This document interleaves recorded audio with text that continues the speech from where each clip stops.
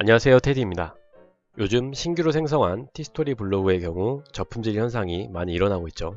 승인 대란이 끝나니까 이제 저품질 대란으로 이어지고 있는데요.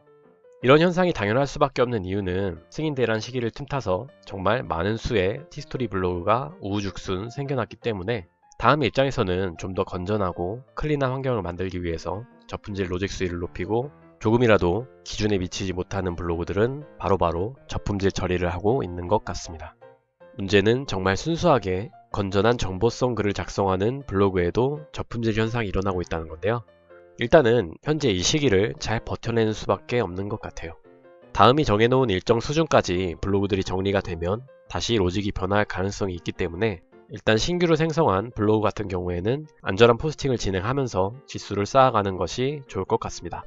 저품질 위험을 줄일 수 있는 내용에 대해서는 지난 영상에서도 자세하게 언급을 한 적이 있기 때문에 참고해 주시면 좋을 것 같습니다.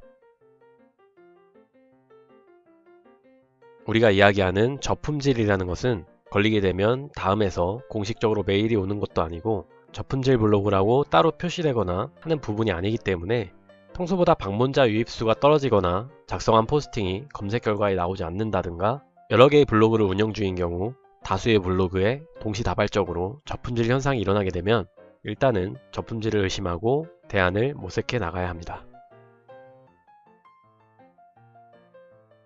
저품질은 하나의 종류만 있는 것이 아닌 다양한 형태로 찾아오기 때문에 앞서 살펴본 것처럼 일단 저품질이 의심되는 현상이 나타나면 기본적인 사항들을 자가 진단해보고 어떤 형태의 저품질이 걸린 건지 파악을 하실 수 있어야 빠른 대처가 가능합니다.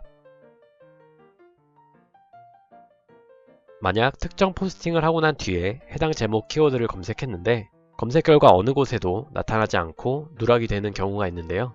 이런 경우 기존에 작성했던 다른 글들은 잘 노출이 되고 있는지 확인해 보시고 특정 포스팅에만 이런 현상이 발생한다면 이건 저품질은 아니고 글이 등록되는 과정에서 포스팅이 담고 있는 키워드나 링크 등이 필터에 걸려서 누락이 됐을 가능성이 큽니다. 때문에 문제되는 것으로 추정되는 키워드를 수정하거나 링크를 삭제하고 재발행하면 다시 글이 노출될 가능성이 크고요. 너무 찜찜하시면 해당 글을 비공개로 전환하셔도 무방합니다.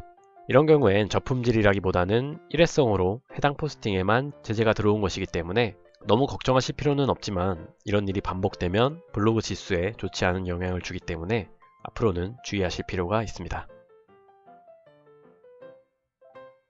앞서 알아본 누락과는 달리 포스팅 제목을 검색하면 검색 결과에 노출은 되는데 상단에 노출되지 않고 2페이지나 3페이지 이상으로 한참 뒤로 밀려서 검색이 되는 경우가 있는데요. 이러한 현상은 보통 개설한 지 얼마 안 된 블로그가 최적화가 이루어지지 않아서 발생하는 경우가 많고요. 지속적으로 포스팅을 작성해주면 자동으로 사이트가 등록되면서 정상으로 돌아올 가능성이 큽니다. 본인의 블로그가 최적화 및 사이트 등록이 되었는지 확인하는 방법은 다음 검색창에 본인의 티스토리 주소를 그대로 입력한 뒤에 상단에 이와 같이 사이트가 정상적으로 검색이 되면 최적화가 완료되었다고 판단할 수 있고요. 예전엔 글을 한 개만 작성하고 한 달만 지나도 최적화가 자동으로 이루어졌는데 최근에 로직이 변경된 이후로는 글을 지속적으로 올리고 활동도 해야 최적화가 이루어지고 있으니까요. 참고해 주시기 바랍니다.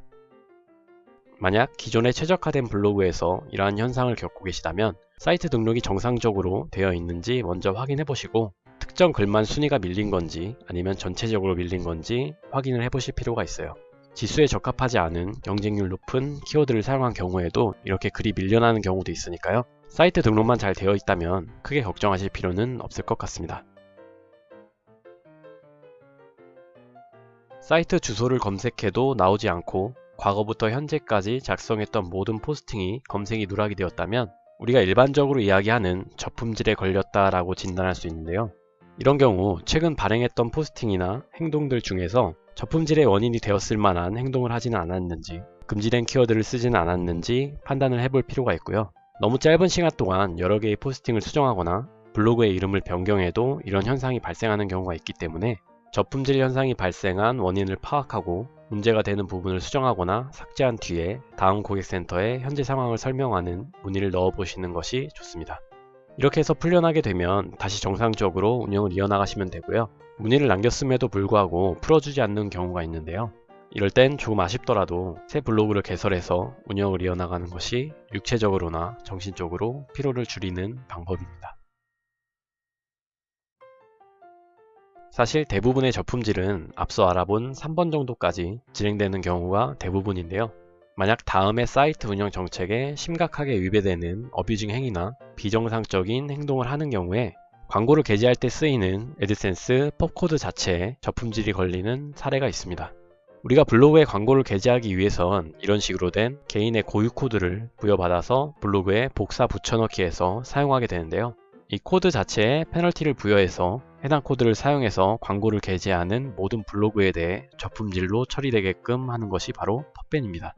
이런 경우엔 블로그를 새로 만들어서 시작한다고 해도 어차피 들어가는 광고 코드는 동일하기 때문에 저품질에서 빠져나올 수가 없어요. 이때는 블로그뿐만 아니라 애드센스 계정까지 새로 만들어야 하는 사태가 발생하게 됩니다. 근데 이러한 펍밴은 공식적인 저품질 현상이라고 보기에는 사례가 많지는 않고 일반화하기에는 무리가 있기 때문에 너무 우려하지는 않으셔도 될 것 같고요. 이런 사례들도 있구나 정도로 이해하시고 넘어가시면 될 것 같습니다. 사실 저품질을 직접 경험해보기 전까지는 그냥 남의 이야기 같고 나는 안 걸리겠지 하는 경우가 많은데요.